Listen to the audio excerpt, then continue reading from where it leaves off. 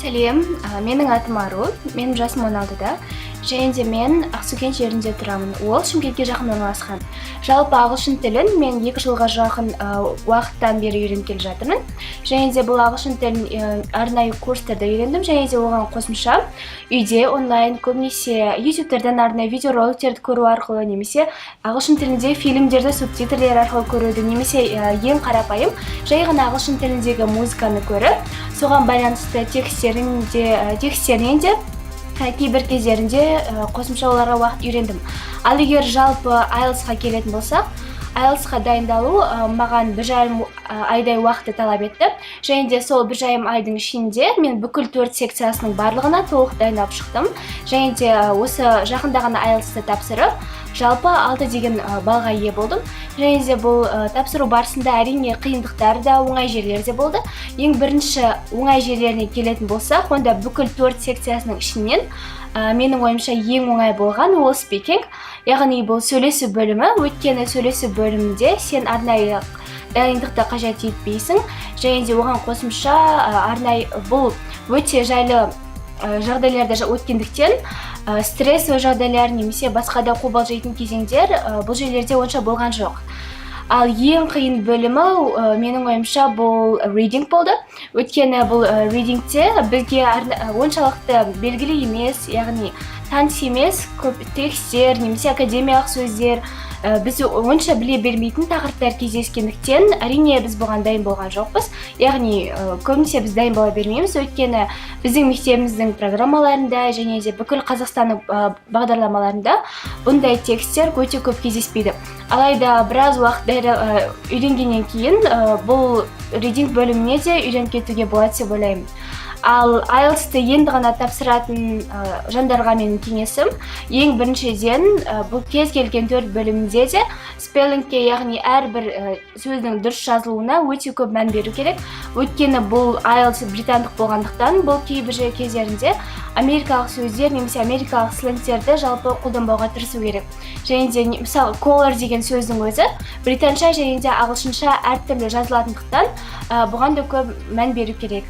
Ал екіншіден менің ойымша дайындалатын кезде әсіресе writing бөлімінде бірінші эссеге азырақ уақыт бөліп, және де екіншісіне көбірек уақыт бөлу керек.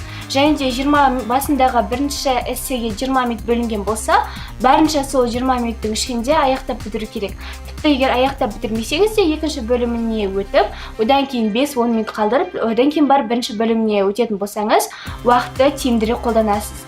Және де тағы бір айтар ең соңғы кеңесім, бұл әрине өте маңызды емтихандардың бірі болғандықтан, қобалжу, немесе стресс деген секілді жағдайлар өте көп кездеседі. Және де оларға қарсы тұру үшін, немесе дайын болу үшін медитация, немесе йога секілді спорт түрлерімен айналысқан өте дұрыс секілді. Өйткені олар сіздің миыңызды және де жалпы сізді барлығынша сабырлы қылып сақтауға тырысады. Және сіз кез келген нәрсеге ашық оймен, сабырмен қарағаннан кейін жоғары нәтижеге де жету оңайырақ болады. Дайындалуға және де менің айтар кездерім, менде кішігірім ауылда тұрғаныма қарамастан, яғни ол жерлерде әрине қалаға қарағанда кез келген тілді, ағылшын тілін болсын немесе басқа да тілді үйрену қалаға қарағанда мүмкіндіктер аздау. Дегенмен оған қарамастан бізде әрдайым интернет бар, және де интернет үнемі кез келген тілді үйренуге немесе кез келген басқа да жан-жақты дамуға өте үлкен септігін тигізеді. Мысалға ағылшын тілінен қалай интернеттен үйренуге болатынын айтар болсақ, мысалға кез келген интернетке кіріп, онлайн уроки немесе ағылшын тілін үйрену деп жазсаңыздар, онда өте көптеген видеороликтер шығады. Және де әрбір видеороликтер олар тегін жүргізіледі және де көптеген мүмкіндіктерді береді. Тіпті кейбір YouTube каналындағы видеороликтердің авторлары Кембридж немесе Оксфорд университеттерінің профессорлар болып табылуы да мүмкін. Бірақ бұның бір кемшілігі, олардың барлығы орыс тілінде немесе ағылшын тілінде өткізілетін болғандықтан, тек қана қазақ тілінде сөйлейтін оқушыларға немесе жалпы адамдарға бұл әрине сәл қиындықтар туғызуы мүмкін. Және де осы біздің қазіргі ашылып жатқан онлайн мектебіміз көбінесе тек қана қазақ тілінде ғана сөйлейтін балдарға үлкен өзінің көмегін тигізе алатын еді. Және де бұл мен дайындалған кезінде олардың барлығынан қосымша әрине онлайн курстар, мен ешка деген бағдарламамен де дайындалдым. Ол да өте үлкен септігін тигізді. Алайда бұл ешка, яғни Европейская школа корреспондентного обучения, бұның барлығы орыс тілінде өтті. Және де ол ағылшын тілін жалпы ең төменгі деңгейінен бастап, ең жоғарғы деңгейіне дейінгі барлық сабақтардың барлығы бұл онлайн курста да бар. Ал мен жалпы IELTS-қа осы Динара деген мұғаліммен дайындалдым. Және де дайындыққа менде барлығы 1,5 ай уақытым кетті. 1,5 айдың ішінде барлық 4 секциясының барлығын дайындап, менде listening бөлімін 13-тен ең соңғы тестте 26-ға дейін көтердім. Яғни бұл жалпы 1,5 айдың ішінде менің барлық 4 секциясының көрсеткіштерім 2,5 немесе 2 есеге дейін жоғарылады деп толығымен айтуға болады.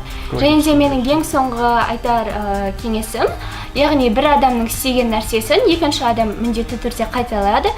Және де біздің қай жерде, қай уақытта өмір сүріп жатқанымыз маңызды емес. Ең бастысы адамда ынта және де тілек болса, ол тіпті кез келген ауылдардың өзінен немесе басқа да кез келген жерден өзінің арманына жете алады. Егер кішігірім ауылда тұрып мен IELTS-тан 6 балл алған болсам, онда ол міндетті түрде сіздердің қолдарыңыздан да келеді. Сау болыңыздар!